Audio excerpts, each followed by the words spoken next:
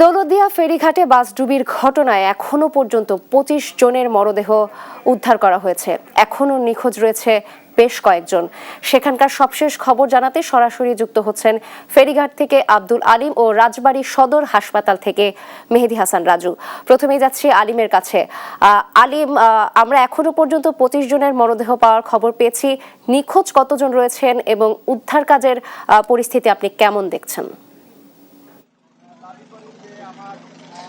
নাবিলা, গতকাল বিকেল ৫টার সময় যে ঢাকামুখী যে সৌহার্দ্য পরিবহনের যে বাসটি এই ফেরিতে ওঠার সময় যে পদ্মায় যে ঘটনা ঘটে সে ঘটনায় কিন্তু গতকাল ১৯ জনের মরদেহ উদ্ধার করে, আজ সকালে ৪ জনের এবং কিছুক্ষণ আগে ১ ঘন্টার ব্যবধানে কিন্তু আরো ২ জনের মরদেহ উদ্ধার করেছে। তো আমরা গতকাল থেকেই আমরা দেখছিলাম যে এই ডুবুরি মানে ফায়ার সার্ভিস এবং কোস্টগার্ড এবং নৌ মন্ত্রণালয় সহ আমার ৫টি ইউনিটের ১৫ জন ডুবুরি দল এই এই মরদেহ উদ্ধার কাজে তারা কাজ করছে।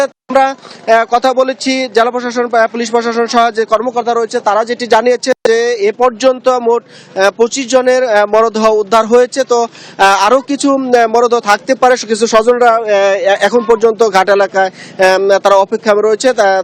তাদের ভাষ্য অনুযায়ী যে আরো ২-৪ জন থাকতে পারে বলে ধারণা করা হচ্ছে এবং সেই মরদেহগুলো উদ্ধারের চেষ্টা করছে। তো আমরা যেটি আরো জানতে পেরেছি যে এই পর্যন্ত মোট ২১ জনের মরদেহ পরিবারের কাছে হস্তান্তর করেছে জেলা প্রশাসন এবং যে বাসটি দুর্ঘটনা ঘটেছে বাসের চালক না চালিয়ে হেল্পার চালাচ্ছিল বলে জানা গেছে স্থানীয়দের বাসিন্দার মতে, এবং তারা যেটি বলছিল যে হেল্পার এই গাড়িটি চালানোর কারণেই মূলত এই মর্মান্তিক দুর্ঘটনাটি ঘটে এবং এই ঘাটের যে অব্যবস্থাপনা রয়েছে তো কিন্তু আবার স্বজনরা আরো যেটি দাবি করেছেন যে এই ঘাট এলাকায় প্রায় প্রতিনিয়তই কিন্তু ছোট বড় বাস এই ফেরিতে ওঠার সময় পড়ে যায় যে এবং যে অরক্ষিত ভাবে থাকে, সেই কারণে এটার দায়ী করছে এবং এর শৃঙ্খলা ফেরানো ধরনের কোন অনাকাঙ্ক্ষিত ঘটনা না ঘটে এবং যে মর্মান্তিক ঘটনা ঘটেছে এবং এই যে ঘাট এলাকায় কিন্তু একটা মানে বাতাস ভারী হয়ে আসছে। তো আমরা স্বজনদের সাথে কথা বলেছি যারা এখনো নিখোঁজ রয়েছে, সেই স্বজনদের দাবি যে তাদের অন্তত পরিবারের যে স্বজনরা নিখোঁজ রয়েছে তাদের মরদেহ যেন উদ্ধার করা হয় তার দাবি জানিয়েছে। তো আমরা এই কিছুক্ষণ আগে ফায়ার ডিফেন্সের যে সহকারী পরিচালক সোহেল রানা রয়েছে তার সাথে কথা বলেছি। তিনি যেটি জানিয়েছেন যে পর্যন্ত স্বজনরা যে অভিযোগ জানাবে যে তাদের কোনো স্বজন এখনো নিখোঁজ রয়েছে সে পর্যন্ত এই উদ্ধার কার্যক্রম তারা পরিচালনা করবেন বলে জানিয়েছেন। তো আমরা এই যে মরদেহগুলো উদ্ধার করা হয়েছে সেই মরদেহগুলো যে রাজবাড়ীর সদর হাসপাতাল রয়েছে সেই সদর হাসপাতালে নেওয়া হয়েছে। সেখান থেকে জেলা প্রশাসন এবং কর্তৃপক্ষ স্বজনদের কাছে হস্তান্তর করছে। আমরা আমাদের সহকর্মী মেহেদী হাসান রাজু রয়েছে সেখানে, আমরা জানবো তার কাছে সেখানকার খবর। তো এই ছিল আমার কাছে দৌলতদিয়া ঘাটের সর্বশেষ খবর। আমরা এখন যাচ্ছি রাজবাড়ী সদর হাসপাতালে, যে আমাদের সহকর্মী রয়েছে মেহেদী হাসান রাজু তার কাছে। রাজু।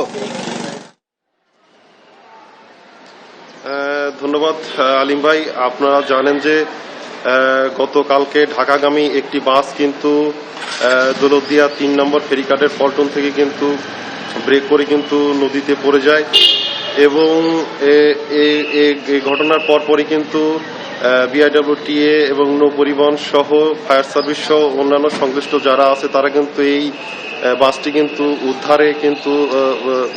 উদ্ধার করে এবং এখন পর্যন্ত ২৫ জনের মরদেহ কিন্তু উদ্ধার করা হয়েছে। আমি আছি এই মুহূর্তে রাজবাড়ী সদর হসপিটালে ২৫ জনের মাঝে ২৩ জনের লাশ কিন্তু এখানে আনা হয়েছে এবং ২২ জনের লাশ কিন্তু তাদের নিহতদের যে পরিবার আছে তাদের কাছে কিন্তু হস্তান্তর করা হয়েছে এবং একজনের যে লাশ সেটা কিন্তু যে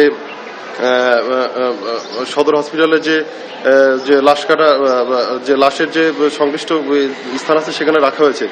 আমরা জেলা প্রশাসকের সাথে আমরা কথা বলেছি, তিনি আমাদেরকে জানিয়েছে যে নিহতদের প্রত্যেকটি পরিবারকে 25,000 টাকা করে আর্থিক সহায়তা দেওয়া হয়েছে এবং আহত যারা আছে তাদের প্রত্যেককে 15,000 টাকা করে চিকিৎসার জন্য সহায়তা প্রদান করা হয়েছে।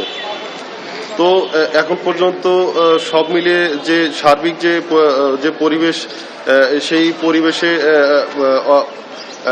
অনেকটাই একটু হৃদয় বিদারক একটি পরিবেশ কিন্তু বিরাজ করছে রাজবাড়ী জেলাতে।